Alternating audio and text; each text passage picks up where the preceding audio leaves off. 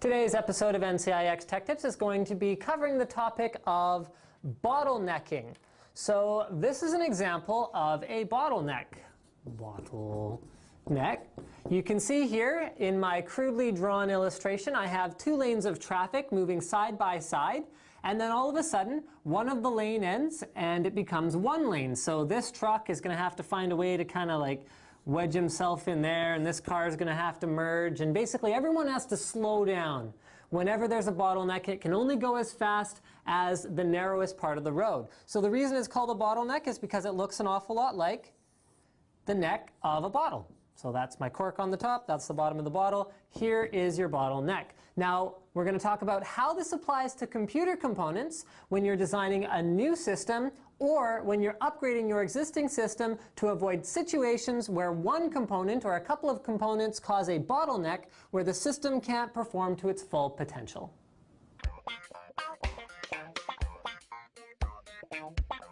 So when can bottlenecking be a problem? As I mentioned in the previous shot, when you're configuring a new system. Now, I'm going to give you a few specific examples of bottlenecks that I've seen over the years when people are configuring a brand new PC. I have some components in front of me that I'm going to use to illustrate some of these points, but let's run down a few of the basics first.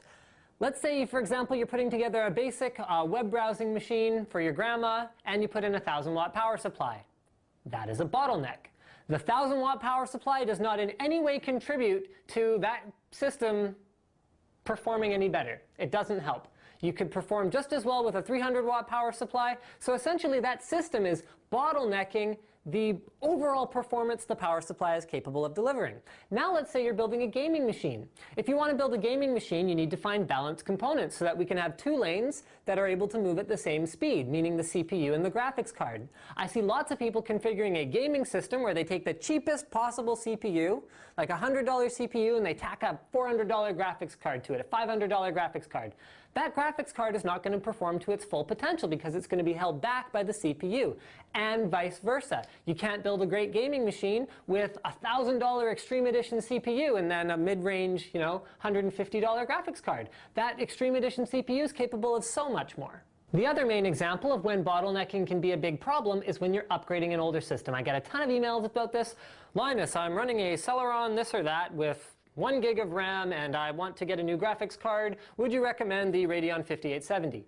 The answer is no, because your CPU and your RAM and probably most of your system, power supply, everything else, is going to seriously hold back that card. Now you could upgrade, of course you can. You can upgrade to something within reason, but you're going to be introducing bottlenecks when you take two components that are completely mismatched in terms of their class and put them together. So a great example would be putting in a new CPU to update your machine, but leaving in your ancient old hard drive.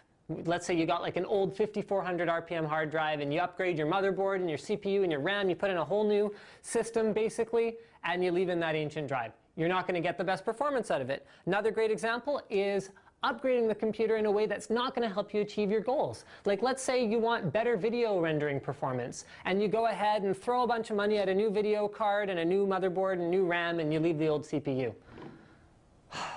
That old CPU is still the bottleneck for that particular application. So for today's practical demonstration of bottlenecking, and I wish I could run all these benchmarks in front of you, but I can't because it would take too long. I am going to talk about this particular platform versus this particular platform.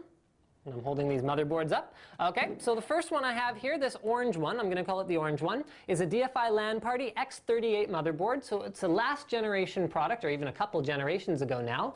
It has a Core 2 Duo. It's a low clocked Core 2 Duo, a 1.8 gigahertz Core 2 Duo with 4 gigs of RAM.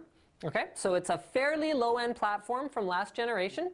And the one I have here, well, this is pretty much state-of-the-art. It's not a 6-core, but it is a quad-core. This is a Core i7-875K. It is overclocked to 3.8 gigahertz, and this represents the other end of the spectrum. So these are going to be my potentially bottleneck CPU and my not bottlenecked CPU down here.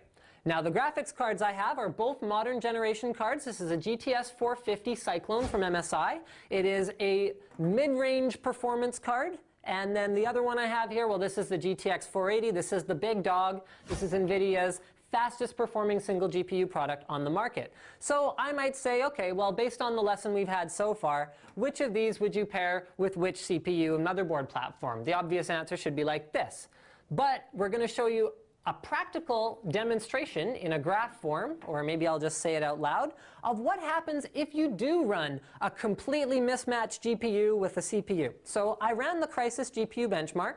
I'm running it 1680 by 1050 with pretty much medium settings because I didn't want to overstress the CPU part of it or overstress the GPU aspect. So when I took my GTX 480 and I ran it with my old Core 2 Duo, I got a total average FPS, and I'm going to totally cheat and look down here, sorry guys, but I got a total average FPS of about 30 frames per second.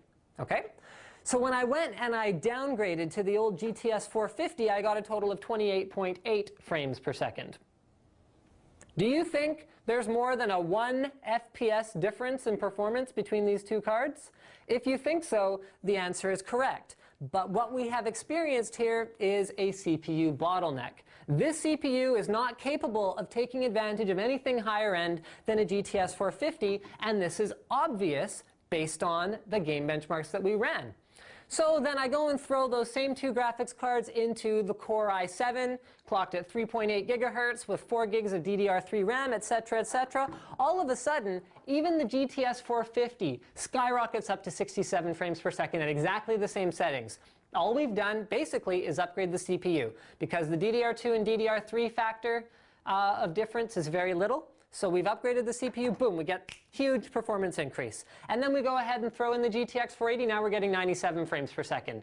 So as soon as you put in a CPU that is able to provide everything that this high-end GPU needs, well, we see it really stretch its wings. But here's something to note. If we turned up the graphical settings way up, and that's why people say when you have a high-end graphics card, you should turn your graphics settings way up, we're going to see a bigger difference between these two cards. What we've gone ahead and introduced is actually yet another CPU bottleneck by not turning up our graphics settings enough. So you can see that it's a fine balancing act between the right CPU, the right graphics card, and the right graphical settings for your game.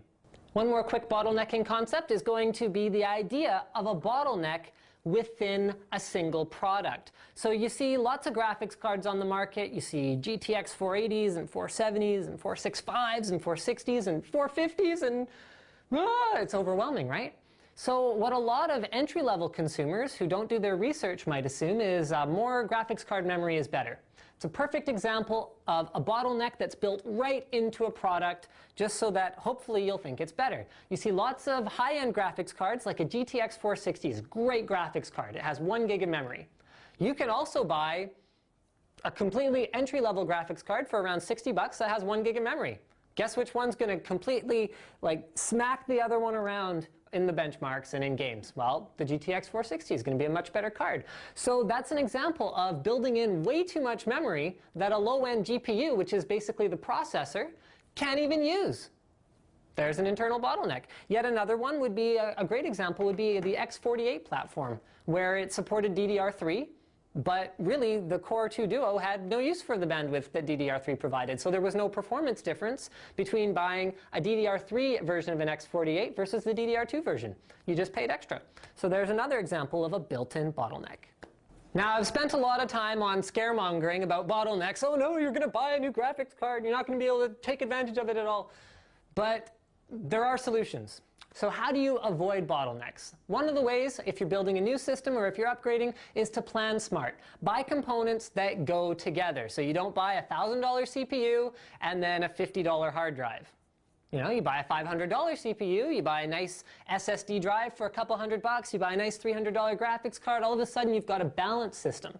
So that's important. You want to build with balance. Another thing is to also build towards what you want to do. So if your system's going to be all about intensive number crunching, you know what? Cheap out on your GPU. It's fine. Who cares if your GPU bottlenecks it? Because data crunching, depending what you're doing, as long as you're doing something CPU intensive, is not going to Even let the GPU factor into it. It's all going to be CPU driven. Another example is gaming. For gaming, you need a decent CPU, but you're going to get to a point where the CPU doesn't make an impact because the CPU is capable of driving the in-game AI, the physics, all of that stuff. It's capable of it already, so there's no extra CPU needed.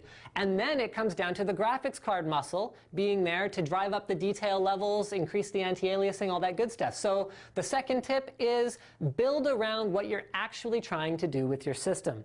And the last one is get advice. So one of the ways that I would get advice is ask a professional. You can actually contact pc@ncix.com. NCIX is, of course, the sponsor for NCIX Tech Tips, believe it or not.